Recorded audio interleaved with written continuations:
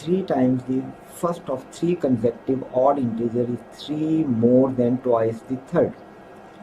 अब इस क्वेश्चन में दिया गया है कि 3 times the first 3 consecutive odd integers, अगर x पहला ऑड इंटीजर है तो नेक्स्ट ऑड इंटीजर होगा x प्लस 2 और थर्ड होगा x प्लस 4, क्योंकि हर कंसेक्टिव ऑड में 2 का फर्क होता है। जैसे अगर हम कहेंगे 3 इज़ दी ऑड नंबर तो नेक्स्ट ऑड होगा 5, यानी कि ऑड वो नंबर्स हैं जो 2 से डिवाइड नहीं होते। हमने सपोज किया कि 3 फर्स्ट ऑड इंटीजर है तो इसमें 2 ऐड करेंगे नेक्स्ट आ जाएगा, फिर 2 ऐड करेंगे तो नेक्स्ट नंबर आ जाएगा। इसी तरह से 2 ऐड करते जाएं तो नेक्स्ट नंबर आते जाते हैं।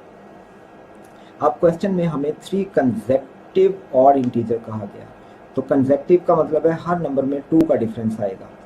पहला नंबर हमने कहा x, तो नेक्स्ट नंबर होगा x प्लस 2, थर्ड नंबर होगा x प्लस 4। अब 3 times the first, 3 time the first, पहला ऑड इंटीजर था x, 3 टाइम्स 3 मोर, तो हम इसे 3 माइनस कर देते हैं क्योंकि हमने इसको मोर नहीं रखना, इक्वल करना है।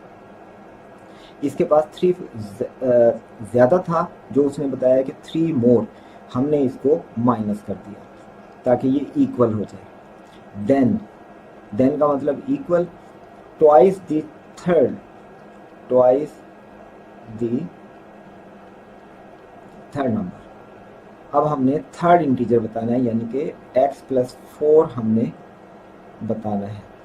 अब हम इसको सॉल्व करते हैं तो ये आता है 3x minus 3 is equal to 2x plus 8, और ये 2x इधर आकर 3x minus 2x is equal to 8 plus 3, क्योंकि ये माइनस 3 इधर आकर ऐड हो गया, तो ये हो गया x इज इक्वल टू